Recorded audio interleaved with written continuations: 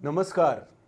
2025 का पूर्ण महाकुंभ इसलिए भी अपने आप में यादगार, ऐतिहासिक, कहें तो पौराणिक रूप से एक अद्भुत कुंभ रहा, क्योंकि इस समय कहते हैं कि सर्व सिद्धिप्रदः कुंभ है। ऐसा कुंभ जो सारी सिद्धियां प्रदान करे। 1000 साल से गुप्तवास कर रहे भगवान सोमनाथ इसी कुंभ में प्रकट हुए, और जिनके पास आके प्रकट हुए हम उनके पास आए हैं। गुरुदेव श्री श्री रविशंकर जी, उनके पास हम उनके सानिध्य में हम यहाँ पर अभी हैं। और ये भगवान सोमनाथ साक्षात इतने 1000 साल बाद प्रकट हुए हैं। गुरुदेव, इसका मतलब क्या है, इसका अर्थ क्या निकाल सकते हैं हम? देखिए, वो उनकी इच्छा से वो प्रकट हुए हैं।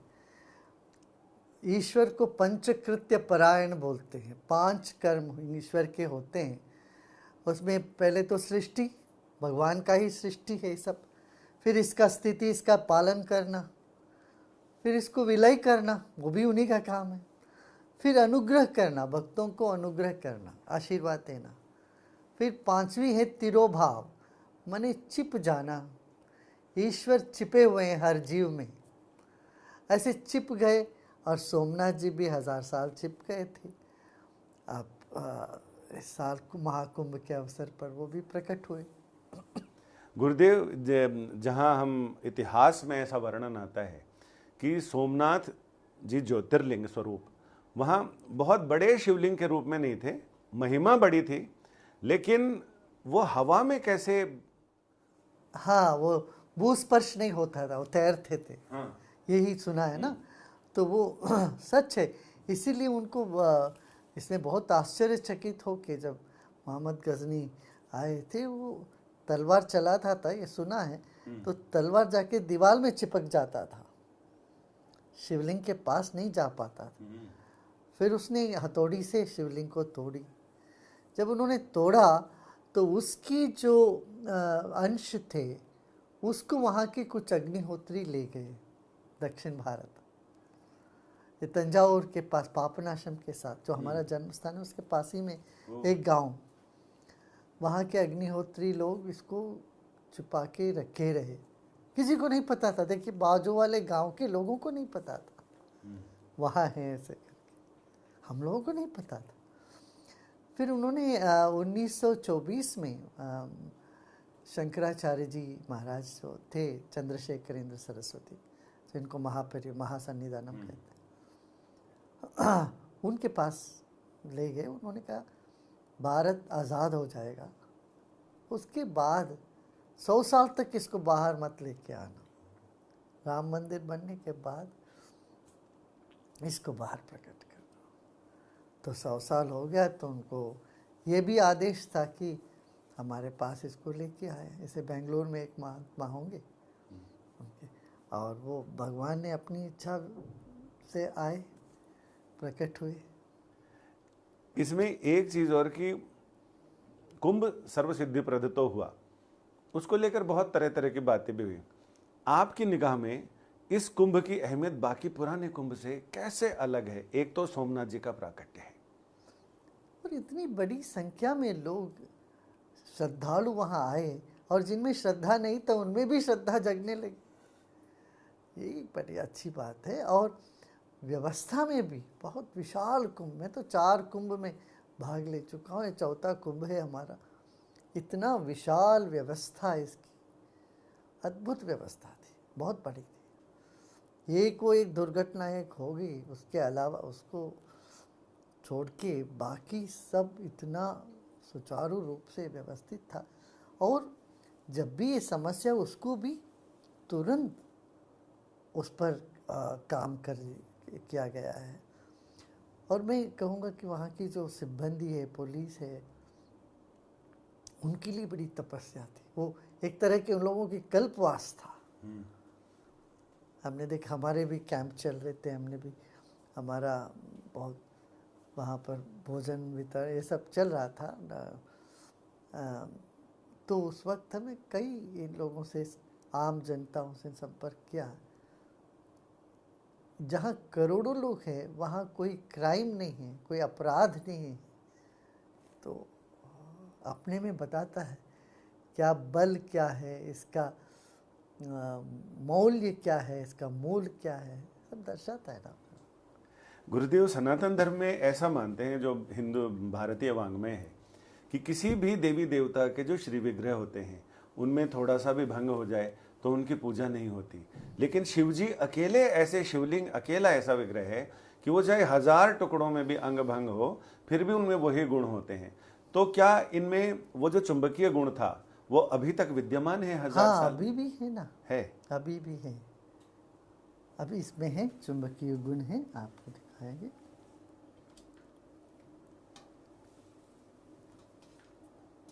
देखिए,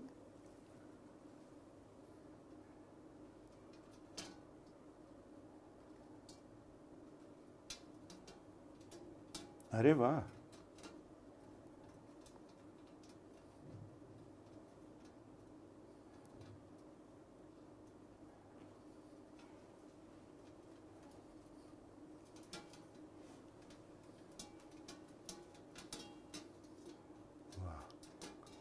यही वजह है कि जो 12 ज्योतिर्लिंगों की स्तुति है, सबसे पहले सोमनाथ जी का नाम आता सोमनाथ जी है। का सौराष्ट्र सोमनाथम च सोमनाथ श्री शैले मल्लिकार्जुनम।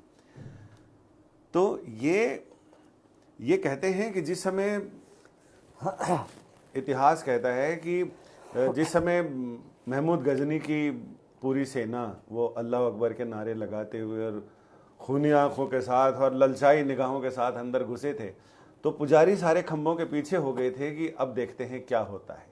और उन्होंने लूटपाट की और शिव जी को वहीं छोड़ दिया। और फिर वो अग्निहोत्री ब्राह्मण आए और वो लेके गए। 1000 साल बाद फिर इनको कहें तो गुप्त काशीवास था इनका। जैसे भगवान गुप्त काशी में बहुत साल छिपे रहे और फिर वो प्रकट होते हैं केदारनाथ में जाके। तो इसको मतलब ये अपने आप में एक अद्भुत, दिव्य और अकल्पनीय सुघटना है। हाँ, बिल्कुल बिल्कुल। इसके साथ ही एक देखिए, बार बार ईश्वर हमको चौंकाते हैं, जगाते हैं, बताते हैं, देखो जिस संसार में तुम डूबे हुए हो उतना ही नहीं है। ये तो इसका जो संसार है, ये जगत है, ये सिर्फ एक अंश है, मेरा ही एक छोटा सा अंश है। मैं इससे बहुत विशाल हूँ, अनंत हूँ। तो अनंत के ओर हमारी दृष्टि पड़े, इसलिए तरह तरह के चमत्कार दुनिया में देखने को मिलता है। पर हम चमत्कार में फंसना नहीं, हमें क्या अध्यात्म के ओर चलना है। गुरुदेव, एक और ये 12 ज्योतिर्लिंगों में से 2 ज्योतिर्लिंग कहीं खो गए या अब ये प्रकट हुए, सोमनाथ जी। विश्वनाथ जी के लिए भी यही कहा जाता है कि वो, तो उनके लिए क्या सोचना है, कब उनका प्राकट्य हो, कैसे हो? क्या वो ज्ञानवापी कूप के अंदर हैं, या वो ज्ञानवापी, चूंकि मस्जिद का ही नाम ज्ञानवापी कर दिया था, तो वो क्या स्थिति है? देखिए, ज्योतिर्लिंग यही कहते हैं कि वो सिर्फ एक शिला नहीं है, उसमें शक्ति है, प्रकाश है, ज्योति है। तो वो मुख्य बात है। और अंतर्मुखी होके उस ज्योति का अनुभव करना, वही मकसद है। हम क्या करते, जल चढ़ा के भागते रहते हैं। भागना नहीं चाहिए, जल चढ़ाइए, मगर बैठिए, बैठ के ध्यान लगाइए और प्रार्थना करिए, मन को खाली करें, ये बहुत आवश्यक है। और समय समय पर ये सब प्रकट होता जाएगा और बातें समझ में आएगी। क्योंकि ध्यान के लिए भी ऐसी दिव्य स्थलों का, दिव्य श्री विग्रहों का सानिध्य जरूरी है। सानिध्य बहुत, सानिध्य से सारूप्य तक पहुंचते हैं, क्योंकि वहीं अपना सिस्टम एक्टिवेट होता है। भारत की ओर सबकी अभी श्रद्धा बढ़ने लगी। और ये अच्छा हुआ, हमारी सारे तीर्थ स्थानों की अभी पुनरुज्जीवन हो गया, पुनर्स्थापना, जीर्णोद्धार होने लगा है। वो परिसर का जीर्णोद्धार हुआ। जैसे सरकार ने इतना आसक्ति ली, हमारे प्रधानमंत्री जी ने वाराणसी, काशी की जो शक्ल ही बदल दी। वो मंदिर का क्या भव्यता, दिव्यता तो था ही, अब भव्य भी होने लगे उसका।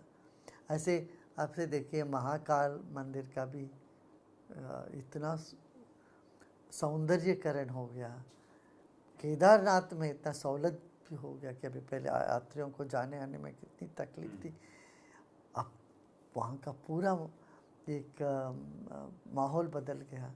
इस तरह से सरकार जब रुचि लेती है अपनी संस्कृति को जो स्थान मिलना चाहिए वो स्थान देती है, तो एक माहौल बदल जाता है। और इसमें सबसे बड़ी चीज़ है युवाओं की भागीदारी, जिस पे आपने भी जोर दिया। आर्ट ऑफ लिविंग के कार्यक्रमों में देखते हैं कि युवा ज़्यादा से ज़्यादा जुड़ते हैं। अगर नई पीढ़ी इस ओर आ रही है तो ये सच में शुभ संकेत है। बहुत शुभ संकेत। एक और कि अंतर्राष्ट्रीय महिला दिवस है और कोर्ट भी ये मान चुका है और सब लोग ये मानते हैं कि जो हमारी नदियां हैं, जो हमारी संस्कृति का सतत प्रवाह है, ये भी नारी स्वरूप ही है। तो इनके लिए क्या करना चाहिए, लोग कैसे जागरूक? नदियों की पुनश्चेतना बहुत आवश्यक है। हमने ये काम 2010 से ले चुके हैं। अब 75 नदियों को हमने यहाँ, अभी तो उसकी सफाई करना, रिचार्ज वेल्स लगाना, ये सब अपने हमारे वॉलंटियर सब कर ही रहे हैं और सरकार ने भी इसको बहुत महत्वता दी। तो केंद्र और राज्य सरकार मिलके बहुत काम हो रहा है। देखिए, जल ही जीवन है। जल आधारित यदि हमारी जो कार्यक्रम चले और जल को हम शुद्ध रखें, साफ सुथरा रखें, उसको दूषित ना करें, जितने तालाब है और छोटे छोटे सरोवर है, नदी है, इनको प्रदूषण से मुक्त रखना है, ये हम लोगों का जिम्मेदारी। एक और विकास है, एक और पर्यावरण का संरक्षण है। विकास के लिए बहुत सारे पेड़ों को काटने की जरूरत पड़ती है या प्रकृति से उसको कैसे बैलेंस करें? नहीं, विकास भी चलता रहना चाहिए, वृक्षारोपण भी साथ में चलना चाहिए, दोनों साथ में संभव है।